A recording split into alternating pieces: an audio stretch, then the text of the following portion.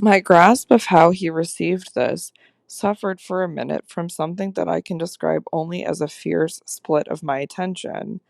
A stroke that at first, as I sprang straight up, reduced me to the mere blind movement of getting hold of him, drawing him close, and, while I just fell for support against the nearest piece of furniture, instinctively keeping him with his back to the window. The appearance was full upon us that I had already had to deal with here. Peter Quint had come into view like a sentinel before a prison. The next thing I saw was that, from outside, he had reached the window, and then I knew that, close to the glass and glaring in through it, he offered once more to the room his white face of damnation. It represents but grossly what took place within me at the sight to say that on the second my decision was made, yet I believe that no woman so overwhelmed ever in so short a time recovered her command of the act.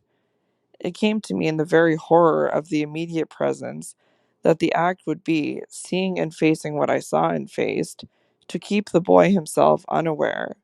The inspiration, I call it by no other name, was that I felt how voluntarily, how transcendently I might.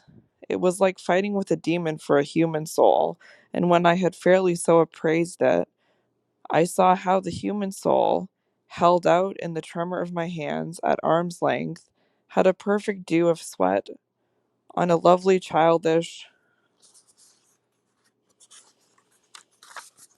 forehead. The face that was close to mine was as white as the face against the glass, and out of it presently came a sound, not low or weak, but as if from much farther away, that I drank like a waft of fragrance. Yes, I took it. At this, with a moan of joy, I drew him close, and while I held him to my breast, where I could feel in the sudden fever of his little body the tremendous pulse of his little heart, I kept my eyes on the thing at the window and saw it move and shift its posture. I have likened it to a sentinel, but its slow wheel, for a moment, was rather the prowl of a baffled beast.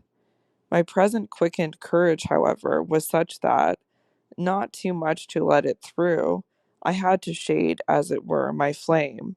Meanwhile, the glare of the face was again at the window, the scoundrel fixed as if to watch and wait.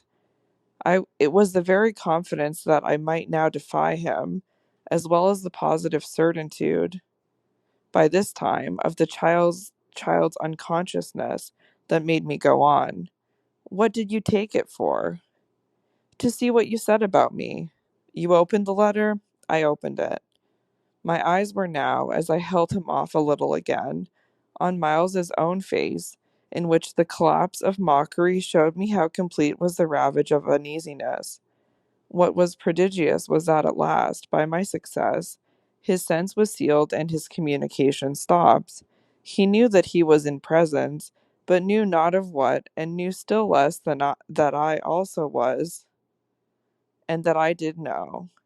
And what did this strain of trouble matter, when my eyes went back to the window only to see that the air was clear again?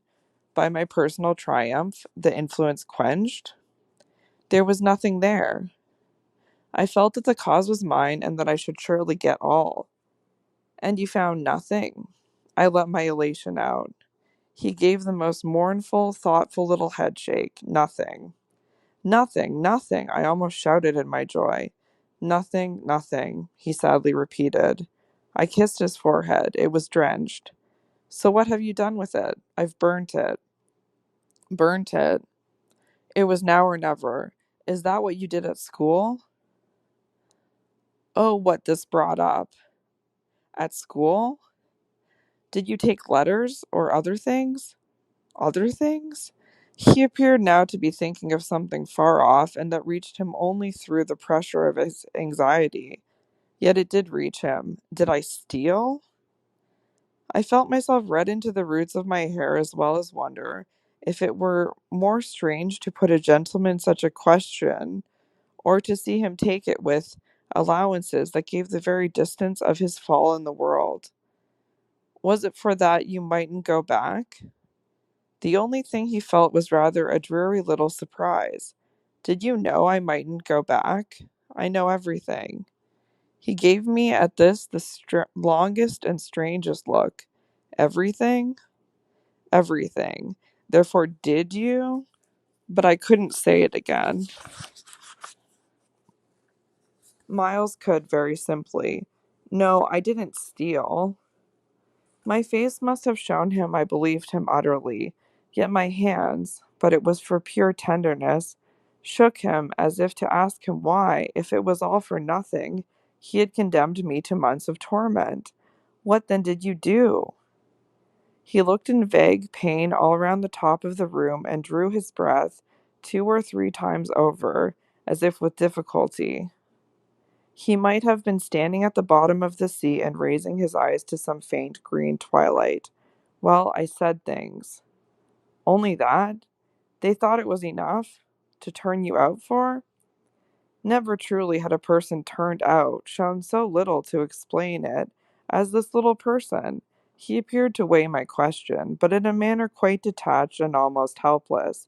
Well, I suppose I oughtn't. But to whom did you say them? He evidently tried to remember, but it dropped. He had lost it. I don't know. He almost smiled at me in the desolation of his surrender, which was indeed practically, by this time, so complete that I ought to have left it there. But I was infatuated, I was blind with victory, though even then the very effect that was to have brought him so much nearer was already that of added separation. Was it to everyone? I asked. No, it was only to. But he gave a sick little headshake. I don't remember their names. Were they then so many? No, only a few, those I liked. Those he liked? I seemed to float not into clearness, but into a darker obscure, and within a minute there had come to me out of my very pity the appalling alarm of his being perhaps innocent. It was for the instant confounding and bottomless, for if he were innocent, what then on earth was I? Paralyzed while it lasted by the mere brush of the question, I let him go a little, so that, with a deep drawn sigh, he turned away from me again, which, as he faced toward the clear window, I suffered, feeling that I had nothing now there to keep him from. And did they repeat what you said? I went on after a moment. He was soon at some distance from me, still breathing hard and again with the air, though now without anger for it, of being confined against his will. Once more, as he had done before, he looked up at the dim day as if, of what had hitherto sustained him, nothing was left but an unspeakable anxiety. Oh, yes, he nevertheless replied. They must have repeated them. To those they liked, he added. There was somehow less of it than I had expected, but I turned it over. And these things came round to the masters? Oh, yes, he answered very simply. But I didn't know they'd tell. The masters? They've never told. That's why I ask you. He turned to me again, his little beautiful fevered face. Yes, it was too bad. Too bad? What I suppose I sometimes said, to write home. I can't name the exquisite pathos of the contradiction given to such a speech by such a speaker. I only know that the next instant I heard myself throw off with homely force. Stuff and nonsense. But the next after that I must have sounded stern enough. What were these things? My sternness was all for his judge, his executioner. Yet it made him avert himself again, and that movement made me, with a single bound and an irrepressible cry, spring straight upon him. For there again, against the glass, as if to blight his confession and stay his answer, was the hideous author of our woe, the white face of damnation. I felt a sick swim at the drop of my victory and all the return of my battle, so that the wildness of my veritable leap only served as a great betrayal.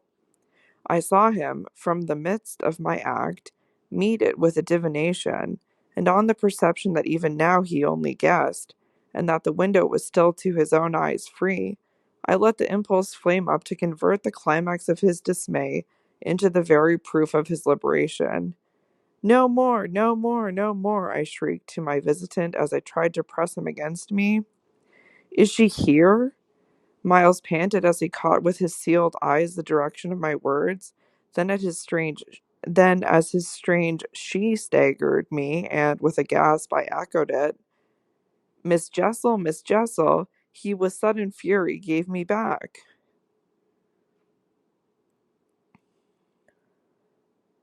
I seized, stupefied, his supposition, some sequel to what I had done to Flora. But this made me only want to show him that it was better still than that. It's not Miss Jessel, but it's at the window, straight before us. It's there, the coward horror, there for the last time. At this, after a second in which his head made the movement of a baffled dog's, on a scent and then gave a frantic little shake for air and light, he was at me in a white rage, bewildered, glaring vainly over the place and missing wholly, though it now, to my sense, filled the room like the taste of poison, the wide overwhelming presence. It's he? I was so determined to have all my proof that I flashed into ice to challenge him. Whom do you mean by he? Peter Quint, you devil! His face gave again round the room in its convulsed supplication. Where? They are all they are in my ears still, his supreme surrender of the name and his tribute to my devotion. What does he matter now, my own? What will he ever matter? I have you. I launched at the beast, but he has lost you forever. Then for the demonstration of my work, there, I said to Miles. But he had already jerked straight round, stared, glared again, and seen but the quiet day. With the stroke of the loss I was so proud of, he uttered the cry of a creature hurled over an abyss, and the grasp with which I recovered him might have been that of catching him in his fall. I caught him, yes, I held him. It may be imagined with what a passion, but at the end of a minute I began to feel what it truly was that I held. We were alone with the quiet day, and his little heart, dispossessed, had stopped.